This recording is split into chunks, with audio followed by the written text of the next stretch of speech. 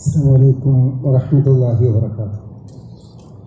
إن الحمد لله نحمده ونستعينه ونستغفره ونتوب إليه ونعوذ بالله من شرور أنفسنا ومن سيئات أعمالنا من يهده الله فلا مضل له ومن يضلل فلا هادي له وأشهد أن لا إله إلا الله وأشهد أن محمدا عبده ورسوله أرسله بالهدى ودين الحق ليظهره على الدين كله ولو كره المشركون.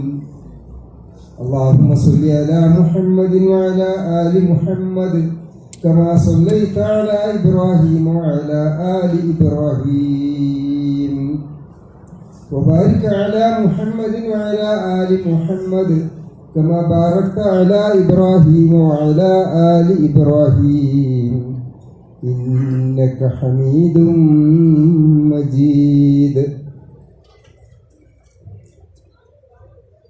ആദരണീയരായ വിശുദ്ധ ഖുർആനിൻ്റെ പഠിതാക്കളെ, അധ്യാപകരെ, വിശിഷ്ട അതിഥികളായി നമ്മോട് സംസാരിക്കാനെത്തിയിട്ടുള്ള പണ്ഡിതന്മാരെ, വേദിയിലുള്ളവരും സദസ്സിലുള്ളവരുമായ സഹോദരി സഹോദരന്മാരെല്ലാവർക്കും അല്ലാഹു സുബ്ഹാനഹു വ തആല വിശുദ്ധ ഖുർആനിൻ്റെ പേരിലുള്ള പ്രത്യേക അനുഗ്രഹം, റഹ്മത്ത് എപ്പോഴും ചൊരിയുമാറാകട്ടെ. അള്ളാഹുവിൻ്റെ അനുഗ്രഹമാണ് വിശുദ്ധ ഖുർആൻ.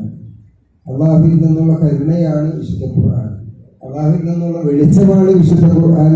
അള്ളാഹുവിൽ നിന്നുള്ള സന്മാർഗ ദർശനമാണ് ലോകത്തുള്ള എല്ലാ ജിന്നുകൾക്കും മനുഷ്യർക്കും വേണ്ടി അവതരിപ്പിക്കപ്പെട്ടിട്ടുള്ള ഈ സത്യസന്ദേശത്തിൻ്റെ ആളുകളാണ് ഇവിടെ കൂടിയത്. അള്ളാഹുവിൻ്റെ പ്രത്യേകം ആളുകൾ, പ്രത്യേകം തിരഞ്ഞെടുക്കപ്പെട്ട ആളുകൾ, പ്രത്യേകം പദവികളുള്ള ആളുകൾ ഇന്നതില്ല. തീർച്ചയായിട്ടും അള്ളാഹുവിൻ്റെ ചില ആളുകളുണ്ട്, അവർ അള്ളാഹുവിൻ്റെ പ്രത്യേകക്കാരാകുന്നു എന്ന് പറഞ്ഞില്ലേ. ആ പ്രത്യേകക്കാരമായ ഈ ഉയർത്തപ്പെട്ടിട്ടുള്ള ഈ കലിമത്ത് കൊണ്ട് അള്ളാഹു ചില ആളുകളെ ഉയർത്തുകയും ചില ആളുകളെ താഴ്ത്തുകയും ചെയ്യും എന്ന് പറഞ്ഞിട്ടുണ്ട്. ചില ആളുകൾക്ക് പ്രത്യേകം അള്ളാഹു ഇത് കാരണമായിട്ട് പദവികൾ നൽകും, ചില ആളുകളെ താഴ്ത്തും.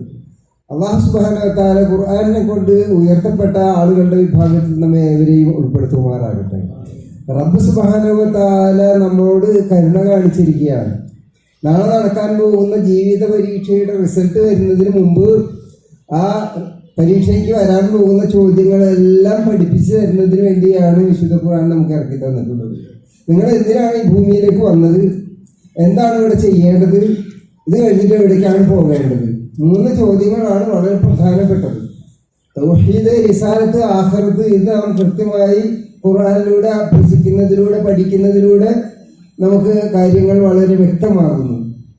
ഇതിന് അല്ലാഹു സുബ്ഹാനഹു വ തആല ഒരുപാട് കൽപ്പനകളും നിരോധങ്ങളും വാഗ്ദാനങ്ങളും മുന്നറിയിപ്പുകളും കഥകളും ഉപമകളും ഉപദേശങ്ങളും ഒക്കെ പറഞ്ഞ് പഠിപ്പിച്ച് തന്നിട്ടുണ്ട്. പഠിക്കാനുള്ള വിഷയം ഒന്ന്, നിങ്ങൾ എവിടെ നിന്ന് വന്നു, നിങ്ങളുടെ രക്ഷിതാവ് ആരാണ്, എന്തിനാണ് ആ രക്ഷിതാവ് നിങ്ങളെ ഇങ്ങോട്ട് പറഞ്ഞു വിട്ടത്, എന്താണ് നിങ്ങളുടെ ഡ്യൂട്ടി, എന്താണ് ചെയ്യാൻ പാടുള്ളത്, എന്താണ് ചെയ്യാൻ പാടില്ലാത്തത്, എന്ത് ചെയ്താലാണ് ആ രക്ഷിതാവിന് ഇഷ്ടപ്പെടുക, എന്താണ് അള്ളാഹുവിന് ഇഷ്ടപ്പെടാതിരിക്കുക. ഇമാതിരി കാര്യങ്ങളെക്കുറിച്ച് അറിയുകയും മനസ്സിലാക്കുകയും പ്രവാചകൻ തിരുനബി സല്ലല്ലാഹു അലൈഹി വസല്ലമ പഠിപ്പിച്ചു തന്ന ഒരു രീതിശാസ്ത്രത്തിലൂടെ ജീവിക്കാൻ പരിശീലിക്കുകയും ചെയ്തുകൊണ്ട് സ്വർഗാവകാശികളായിത്തീരുക എന്നതാണ് ഖുർആൻ പഠിക്കുന്നതിൻ്റെയും പാരായണം ചെയ്യുന്നതിൻ്റെയും പ്രവർത്തനത്തിൽ കൊണ്ടുവന്നുകൊണ്ട് പ്രചരിപ്പിക്കുന്നതിൻ്റെയും ലക്ഷ്യം. അപ്പൊ ഖുർആനെ കൊണ്ട് നമുക്ക് യഥാർത്ഥ റഹ്മത്ത് കിട്ടണമെങ്കിൽ അതിനെ യഥാർത്ഥത്തിലുള്ള ഒരു തിലാവത്ത്, ഹഖ തിലാവത്ത് എന്ന് പറയും. അതിനെ അർത്ഥം പറഞ്ഞ് പാരായണം ചെയ്യണം. അർത്ഥം പറഞ്ഞ് പാരായണം ചെയ്യാതിരുന്ന ഒരു കാലഘട്ടം ഞങ്ങൾക്ക് മുമ്പൊക്കെ കഴിഞ്ഞു പോയിരുന്നു. ഖുർആൻ ബർക്കത്തിന് വേണ്ടി മാത്രം എടുത്തു വെക്കുകയും ഓതാനും വായിക്കാനും ഭക്ഷണം കൊടുക്കാനും കൈമടക്കാനും ഉപയോഗിക്കുന്നതിന് ചില മാലപ്പാട്ടുകളും കിതാബുകളും മൗലൂദ് കിതാബുകളും മാത്രം ഉപയോഗിക്കുകയും ചെയ്തിരുന്ന ഒരു കാലഘട്ടം ഉണ്ടായിരുന്നു. അന്ന് കാലത്ത് ഖുർആൻ എന്തിനാണെന്ന് ചോദിച്ചു കഴിഞ്ഞാൽ അത് പാത്രത്തിൽ കലക്കി, പ്ലേറ്റിൽ കലക്കി കുടിക്കാനോ അതല്ലെങ്കിൽ നൂലിൽ ഊതി കെട്ടാനോ അമ്മാതിരിയുള്ള ചില ചികിത്സക്ക് ഉപയോഗിക്കാമെന്നല്ലാതെ ഇത് വായിച്ചർത്ഥം പറയുന്ന ഒരു പരിപാടി അക്കാലത്ത് ഉണ്ടായിട്ടില്ല. 40 വർഷം മുമ്പ് മായിൻകുട്ടി ഇളയ എന്ന് പറയപ്പെടുന്ന ഒരു മനുഷ്യൻ മലയാളത്തിൽ ആദ്യമായി ഖുർആൻ ട്രാൻസ്ലേറ്റ് ചെയ്ത സമയത്ത് എല്ലാ ആളുകളും അദ്ദേഹത്തിനെ കൊന്നിട്ടില്ല എന്ന് മാത്രമേ ഉള്ളൂ. അത്രമാത്രം അയാൾ കാഫറാണ് എന്ന് വിധിക്കുകയും ആക്ഷേപിക്കുകയും നിരവധി ആക്ഷേപശരങ്ങളെ കൊണ്ട് എല്ലാ പ്രസ്ഥാനങ്ങളും പാർട്ടികളും പണ്ഡിതന്മാരും ഒക്കെ അദ്ദേഹത്തിനെ അധിക്ഷേപിച്ചു. ഉൽപ്പതിഷ്ണുക്കളായ മുജാഹിദ് പണ്ഡിതന്മാർ ഒഴികെ. എന്നാൽ ഇന്ന് അള്ളാഹുവിന്റെ അനുഗ്രഹം കൊണ്ട് 40 വർഷം കഴിഞ്ഞപ്പോൾ നിങ്ങൾ മലയാളത്തിൽ ചെന്ന് ഏതെങ്കിലും ബുക്ക് ഷോപ്പിലേക്ക് കയറി നോക്കി കഴിഞ്ഞാൽ ഒരൊറ്റ പ്രസ്ഥാനത്തിനും മലയാള പരിഭാഷ ഇല്ലാത്തതായിട്ടൊന്നും കാണാൻ സാധ്യല്ല. എല്ലാവർക്കും അവരവരുടേതായ മലയാള പരിഭാഷകളുണ്ട്. 40ഓളം മലയാള പരിഭാഷകൾ ഇന്ന് വിശുദ്ധ ഖുർആനിൻ്റെതായിട്ട് മലയാളത്തിൽ ലഭ്യമാണ്. ഇത് ഇത്തരത്തിലുള്ള കുത്തുവാക്കുകളും കുറ്റവാക്കുകളും ആക്ഷേപങ്ങളും കാഫിറുവിളികളും ഒക്കെ കേട്ട് സഹിച്ച് അതിൻ്റെ പേരിൽ പ്രവർത്തിച്ചത് കൊണ്ട് സംഭവിച്ച വലിയ മാറ്റമാണ്. അന്ന് നമ്മൾ പറഞ്ഞ പല കാര്യങ്ങളും ഇന്ന് ഏറ്റെടുത്ത് നടത്തുന്നത് ശത്രുക്കളാണ്. ഖുർആൻ പരിഭാഷ പോലെ തന്നെ പല കാര്യങ്ങളും തൗഹീദിലേക്ക് മാത്രം പൂർണ്ണമായിട്ട് എത്തിയിട്ടില്ല എന്ന് മാത്രം. ബാക്കിയുള്ള എല്ലാ കാര്യങ്ങളും അംഗീകരിച്ചു. വിശുദ്ധ ഖുർആന്റെ മലയാളത്തിലുള്ള നമുക്ക് ലഭിച്ച ഏറ്റവും വലിയ അനുഗ്രഹമാണ് അമാനി മൗലവിയുടെ തഫ്സീർ. ഈ തഫ്സീർ എല്ലാ ആളുകളും മൗനമായിട്ടെങ്കിലും അംഗീകരിക്കുകയും റെഫർ ചെയ്യുകയും പഠിക്കുകയും അത് ആധാരമാക്കുകയും ചെയ്യുന്നതാണ്. നമ്മളെ സംബന്ധിച്ചിടത്തോളം നമ്മൾ 2000-ൽ, അതായത് 25 വർഷങ്ങൾക്ക് മുമ്പ് കൃത്യം ഇവിടെ വെച്ച് ആരംഭിച്ച ഈ അമാനി മൗലവിയുടെ പരിഭാഷയുടെ പഠന പ്രചരണ പരിപാടി അള്ളാഹുവിൻ്റെ അനുഗ്രഹം കൊണ്ട് എല്ലാ മലയാളികൾക്കും മലയാളം വായിക്കാൻ അറിയുന്ന എല്ലാ ആളുകൾക്കും ഒരു പ്രതിയെങ്കിലും ഒരു ജുസെങ്കിലും അവരുടെ വീടുകളിൽ എത്തിക്കണം എന്ന ലക്ഷ്യത്തോടു കൂടി അത് വായിക്കണം, പഠിക്കണം, മനസ്സിലാക്കണം. പരീക്ഷ എന്നത് അതിൻ്റെ അപ്പുറത്തുള്ളൊരു കാര്യമാണ്. ഇത് പ്രാവർത്തികമാക്കുന്നതിന് വേണ്ടി ചെയ്ത കഠിനമായ ഒരു പ്രയത്നമാണ് ഇപ്പോൾ 4 നൂറ്റാണ്ടുകൾക്ക് ശേഷം ഇന്ന് നിങ്ങൾക്ക് എൻ്റെ മുന്നിൽ നിങ്ങൾ ഇരിക്കുന്നത് അതിൻ്റെ ഒരു ഭാഗമായിട്ടാണ്. ഇത് നാം ഏറ്റെടുക്കണം. എപ്പോഴെങ്കിലും ഇത് തൊടാനും അനുഭവിക്കാനും നമുക്ക് അവസരം ഉണ്ടാകണം. ജിബ്രീൽ അലൈഹിസ്സലാം ഖുർആൻ കൊണ്ടുവന്നു. അദ്ദേഹം അള്ളാഹുവിൻ്റെ ഏറ്റവും അടുത്ത മുഖറബായ മലക്കാണ്. മക്കയിൽ അത് ഇറങ്ങിയപ്പോൾ മക്ക മുഖറമയായി തീർന്നു. അത് ഈ വിശുദ്ധ ഖുർആൻ അവതരിച്ച സ്ഥലമാണ്.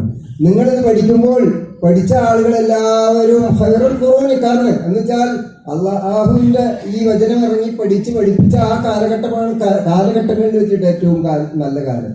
ഖൈറുക്കും മൻ തഅല്ലമൽ ഖുർആൻ. നിങ്ങളുടെ കൂടുന്ന ഏറ്റവും നല്ല ആളുകൾ ഈ ഖുർആൻ പഠിപ്പിക്കുകയും ചെയ്ത ആളുകൾ.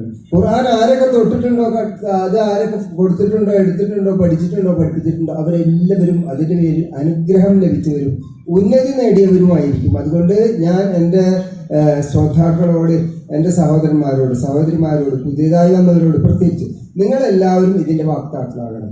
ഇന്ന് നടക്കാൻ പോകുന്ന ഈ പ്രചാരണ പരിപാടിയുടെ ഭാഗമായിക്കൊണ്ട് ആരും അറച്ചു നിൽക്കാതെ ഞാൻ മുന്നിൽ എന്ന നിലയിൽ വന്നുകൊണ്ട് ഈ പരീക്ഷയിൽ പങ്കാളികളാകണം. ഒരു പ്രാവശ്യം നിങ്ങൾ പരീക്ഷ എഴുതി കഴിഞ്ഞാൽ തീർച്ചയായിട്ടും പിന്നീട് നിങ്ങൾ ഇതിന് പഠിതാക്കളായി തീരുമെന്ന കാര്യത്തിൽ യാതൊരു സംശയവുമില്ല. അറച്ചു എന്ന പല ആളുകളും വർഷങ്ങളോളം നിരന്തരമായി ഇന്നും പരീക്ഷ എഴുതിക്കൊണ്ടിരിക്കുന്നു. അതൊരു പഠന സമ്പ്രദായമാണ്. പരീക്ഷ എഴുതുന്നതോടുകൂടി ഒരു ഹുക്കുമ് നമുക്ക് മനസ്സിലാകുന്നു. ആ ഹുക്കുമിലെ തെറ്റിദ്ധാരണ എന്താണെന്ന് മനസ്സിലാകുന്നു, ധാരണ ആകേണ്ടത് എന്താണെന്ന് മനസ്സിലാകുന്നു, ഞാൻ ധരിച്ചു പോയ തെറ്റെന്താണെന്ന് മനസ്സിലാകുന്നു. പഠിച്ചമ്പുരാനെ എനിക്ക് വിവരം ഉണ്ടായിരുന്നില്ല എന്ന ഒരു വിവരമെങ്കിലും അവസാനമായിട്ട് ലഭിക്കുന്നു. ഇത്തരത്തിൽ അള്ളാഹുവിൻ്റെ നിയമങ്ങളെ സംബന്ധിച്ച്, അള്ളാഹു നമുക്ക് ഇറക്കി തന്ന സന്ദേശത്തെ സംബന്ധിച്ച് ഒരു ഗ്രാഹ്യം ഉണ്ടായിരിക്കുക, ഒരു വിവരം ഉണ്ടായിരിക്കുക, ഇത് നമുക്ക് നിർബന്ധമായ ബാധ്യതയാണ്. അതറിയാതെ തൊണ്ട വിഴുങ്ങാതെ വിഴുങ്ങുകയും എന്നിട്ട് അക്ഷരം മാത്രം ചവച്ചരയ്ക്കുകയും ചെയ്യുന്ന ഒരു രീതി മാറിക്കൊണ്ട് അർത്ഥം അറിഞ്ഞ് ആശയം അറിഞ്ഞ് കാര്യം ചെയ്യേണ്ടതും ചെയ്യരുതാത്തതും, അതല്ലെങ്കിൽ ഞാൻ പറയേണ്ടതും പറയരുതാത്തതും എന്താണെന്നും തിരിച്ചറിയുകയും പാരായണം ചെയ്യുമ്പോൾ അത് മനസ്സിലാക്കിക്കൊണ്ട് സ്വന്തം ജീവിതത്തിൽ പ്രവർത്തികമാക്കുന്നതിനുള്ള ഒരു പ്രേരണ സ്വയം ഉണ്ടാവുകയും ചെയ്യുക. അതൊക്കെ തന്നെയാണ് ലേൺ ദി ഖുർആൻ അഭ്യസിച്ചുകൊണ്ടിരിക്കുന്നത്. ഇന്ന് അൽഹംദുലില്ലാഹ് കേരളത്തിലൂടെ നാം സഞ്ചരിച്ച സമയത്ത് എനിക്കുണ്ടായ ഒരു സന്തോഷം, അത് ഏത് പള്ളികളിൽ കയറി ചെന്നിരുന്നാലും ലേൺ ദി ഖുർആന്റെ ഒരു പ്രതി അവിടെ കാണാൻ സാധിക്കും. ഫജറിന്റെ സമയത്തൊക്കെ അത് തുറന്നുകൊണ്ട് 5-10 പേര് വട്ടമളഞ്ഞിരുന്ന് വായിക്കുന്ന കാഴ്ച കാണുമ്പോൾ ഇവിടെ ഇതിനുവേണ്ടി പ്രയത്നിച്ച ആളുകൾ അവരുടെ പ്രവർത്തനങ്ങളൊന്നും വിഫലമായിട്ടില്ല എന്ന ബോധ്യമുണ്ടാകുന്നു. മാഷാ അല്ലാഹ്, ഖുർആന്റെ വാചകങ്ങൾ വായിക്കുന്നു, അർത്ഥം പറയുന്നു, ആശയം ചർച്ച ചെയ്യുന്നു, മനസ്സിലാക്കുന്നു. ഇത് വലിയ ഒരു മാറ്റമാണ്. ഇൻഷാ അല്ലാഹ് അടുത്ത ഭാവിയിൽ ഇത്തരത്തിലുള്ള പ്രചാരണങ്ങളുമായിട്ട് മുന്നോട്ട് ചെല്ലുമ്പോൾ എല്ലാവിധത്തിലുള്ള അന്ധവിശ്വാസങ്ങളും അനാചാരങ്ങളും ഉന്മൂലനം ചെയ്യപ്പെടുകയും അതിൻ്റെ സ്ഥാനത്ത് തൗഹീദ്, കളങ്കരഹിതമായ ഏകദൈവ വിശ്വാസം ഉറച്ചു നിൽക്കുകയും എന്നിട്ട് റസൂലുള്ളാഹി സ്വല്ലല്ലാഹു അലൈഹി വസല്ലമയുടെ സുന്നത്തനുസരിച്ച് ജീവിക്കുന്നതിനുള്ള ഒരു സാഹചര്യം ഉണ്ടാവുകയും ചെയ്യും. അത് ഉറപ്പാണ്. റബ്ബ് സുബ്ഹാനഹു വ തആല ഈ കൂട്ടായ്മയ്ക്ക് അതിനുള്ള ഒരു കാരണമായി തീരുന്നതിന് സാഹചര്യം ഒരുക്കട്ടെ എന്ന് മാത്രം ഞാൻ പ്രാർത്ഥിക്കുകയാണ്. ഇന്ന് റബ്ബിൻ്റെ അനുഗ്രഹം കൊണ്ട് നിങ്ങളോട് സംസാരിക്കുന്നതിന് വേണ്ടി എത്തിയിട്ടുള്ള നമ്മുടെ മഹാനായ പണ്ഡിതൻ ബഹുമാന്യനായ അഹമ്മദ് അനസ് മൗലവി ഇവിടെ ഉണ്ട്. അദ്ദേഹം ഈ ഒരു പ്രചാരണം ആണ് ലക്ഷ്യമിടുന്നത്. നിങ്ങൾ അവരുടെ വാക്കുകൾ സശ്രദ്ധം കേൾക്കണം. മറ്റു പണ്ഡിതന്മാരുണ്ട്. റബ്ബ് സുബ്ഹാനഹു വ തആല ഈ അനുഗ്രഹീതമായ സദസ്സിന് എല്ലാവിധത്തിലുമുള്ള കരുണയും ശരിയുമാറാകട്ടെ. എല്ലാവിധത്തിലും നമ്മളെയും നമ്മുടെ കുടുംബത്തെയും അല്ലാഹു അനുഗ്രഹിക്കുമാറാകട്ടെ. അല്ലാഹു നമ്മളിൽ നിന്ന് ഈ പ്രവർത്തനങ്ങളെ സ്വീകരിക്കുമാറാകട്ടെ എന്ന് മാത്രം പ്രാർത്ഥിച്ചുകൊണ്ട് ഇന്നത്തെ ഈ കുടുംബ സംഗമം അത് ഉദ്ഘാടനം ചെയ്തതായി നിങ്ങളെ ഞാൻ അറിയിക്കുന്നു. വആഖിറു ദഅ്വാനാ അൽഹംദുലില്ലാഹി റബ്ബിൽ ആലമീൻ. അസ്സലാമു അലൈക്കും വറഹ്മത്തുള്ളാഹി വബറകാതുഹു.